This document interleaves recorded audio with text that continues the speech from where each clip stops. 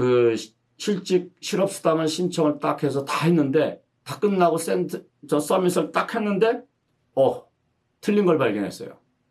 어떻게 하면 좋을까요? 여러분 생각에 어떻게 하면 좋을 것 같아요? 그냥 놔두세요.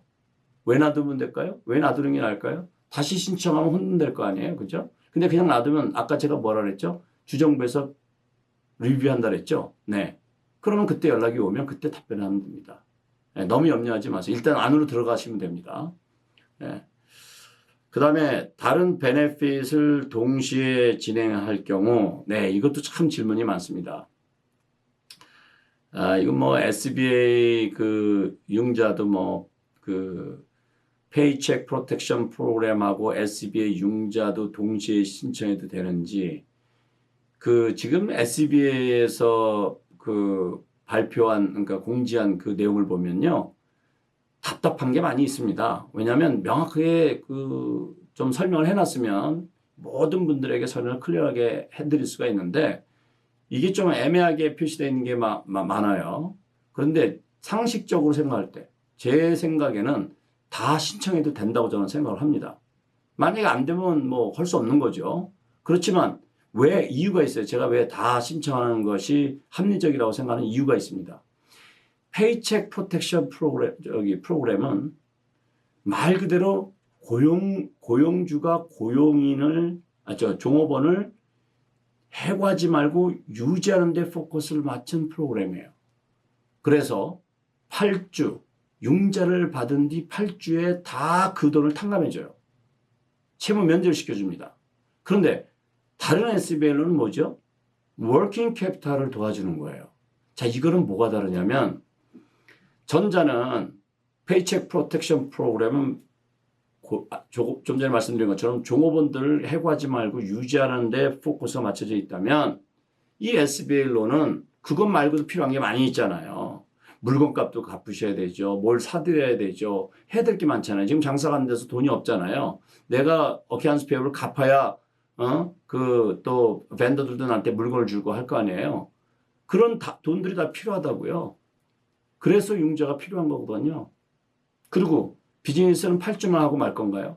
6개월, 1년 그 이상 하는 것에 대한 내가 자금이 있어야 될 거 아닙니까? 그것이 바로 SBL론이에요. 그렇기 때문에 저는 그래서 자세한 정보는 없지만 두 개를 동시에 신청하는 것이 합리적인 생각이다. 따라서 역시 판단은 내가 하지 말고 내가 필요하면 신청해라.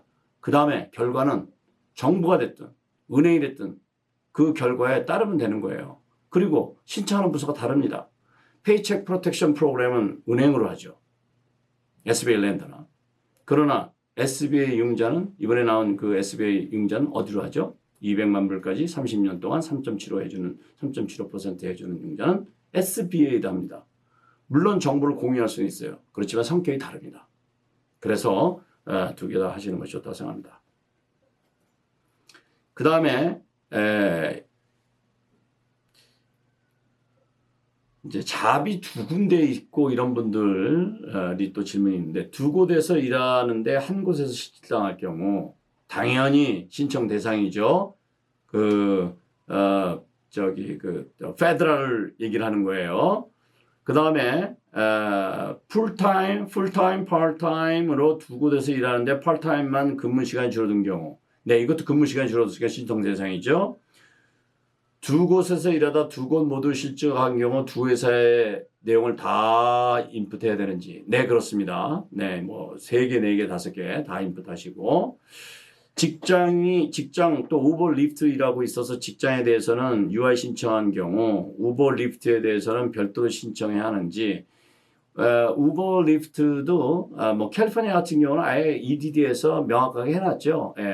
본인이 인디펜던트 컨트랙터지만 인플로이로 클래시파이 됐어야 되는데 잘못됐다라고 생각되는 사람들 다 신청하라고 되어 있죠. 그래서 이런 분들도 물론 다 당연히 신청 대상입니다.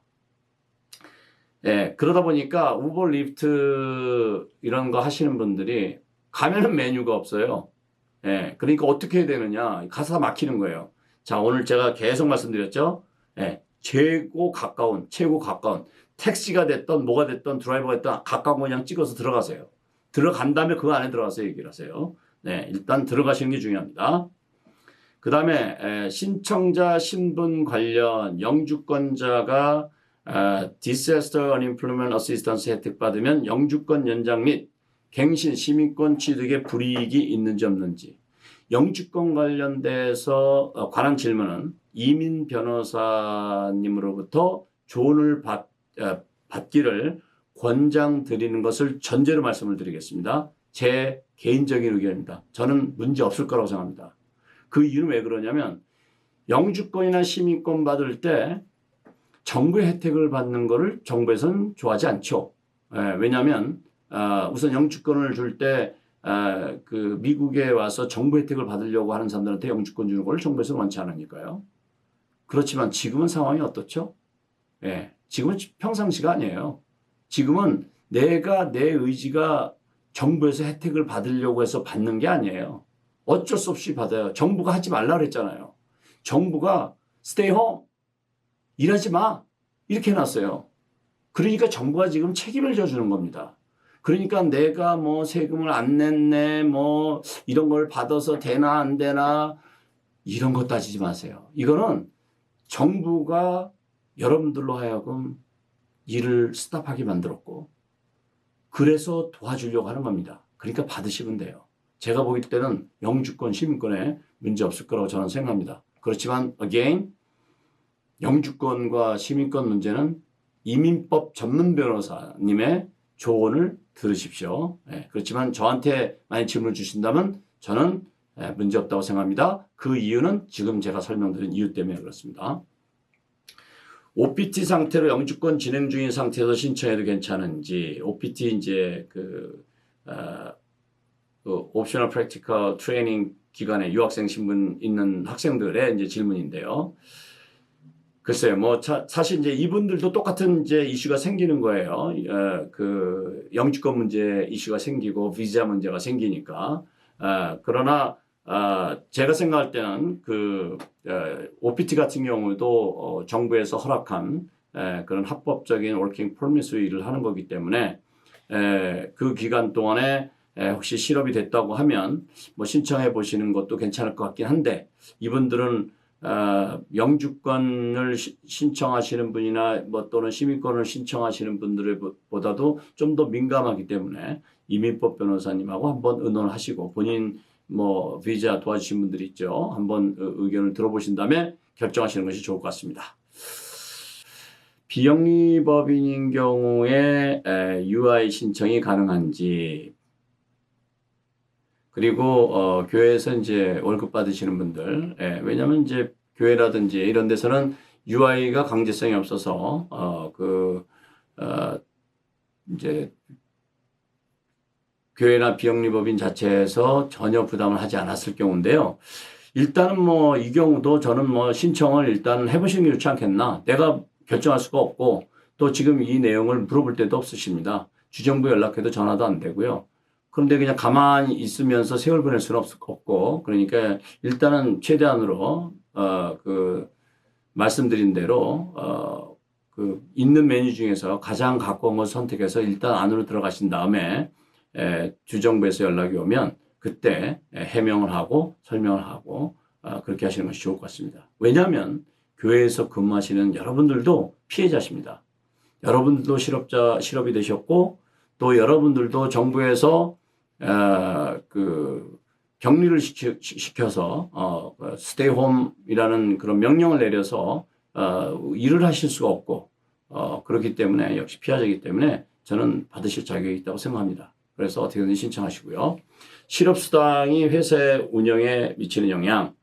직원들이 실업수당 신청할 경우에 회사의 unemployment tax rate에 영향이 있는지 이것은 이제 뭐 영향이 있을 수도 있고 없을 수도 있고 그렇습니다. 평상시 같으면 있습니다. 평상시 같으면 그 레이트이 올라갈 수 있어요. 마치 우리가 보험을 들은 다음에 어떤 액시던이 있어서 보험금을 타게 되면 레이트이 올라가죠. 같은 논리라고 생각하시면 됩니다. 그런데 지금은 다 지금 뭐 실업 상태가 돼버려서 그래서 어떻게 처리될지 정확히 모르겠습니다. 그렇지만 한 가지 분명한 것은 연방정부에서 어시스턴 한 것에 대해서는 레이스에 반영되지 않는다는 거죠. 네. 그리고 실업수당 신청 시 근무회사의 텍스 아이디가 필요한데 회사 오너에게 피해갈까봐 걱정이 된다. 걱정하지 마십시오. 여러분이 받는 그 금액만큼 피해를 보시는 것도 아니고 일단은 여러분이 살아야 또 그 복직을 해서 그 비즈니스 운영하시는 분들하고 같이 힘을 합쳐서 또 이겨나갈 거 아닙니까? 그러니까 일단 실업수당을 신청하시고 더 중요한 거는 실업수당을 신청한 다음에 주정부에서 받는 것만 받으시는 것이 아니라 연방정부에서 주는 것도 받기 때문에 그걸 놓치게 되는 안타까움이 있을 수 있잖아요. 그러니까 신청하시는 게 좋을 것 같고 그리고 혹시 뭐 오너하고 특별한 관계가 있거나 또 정말 오너가 많이 걱정이 돼서 그렇다면 오너하고 또 한번 의논을 하셔서 결정하시는 것도 좋을 거라고 생각합니다. 제가 뭐 저도 많은 고객들을 도와드리고 계신데 그 고객분들께서는 뭐 여러분들이 그런 말씀 하시더라고요. 직원들한테 빨리 실업수당 신청하라고 그랬다고 그런 말씀도 하시는데 아마 오너분들도 잘 이해하실 거라고 저는 생각합니다. 거주하는 주와 일하는 주가 다른 경우 어느 주에 신청해야 하는지 거주하는 주와 일하는 주가 다른 경우 네. 이런 경우는 어떻게 해야 되냐면 본인의 페이첵 스톱을 보면 그 주에 세금 뗀 주가 있어요. 예를 들어서 내가 네바다에서 사는데 아리조나에 가서 일을 해. 그러면 그 아리조나에서 일하는 데에서 세금을 뗄 때 아리조나 주로 세금을 뗐으면 아리조나에 내가 인슈런스가 들어져 있는 거예요. 그럼 아리조나에다 신청하시면 돼요. 그래서 내 페이첵 스톱을 봐라. 신청 후 해외 출국한 경우 혜택을 받을 수 있는지, 실업수당 신청 후 한국에 머문 동안 혜택을 받을 수 있는지,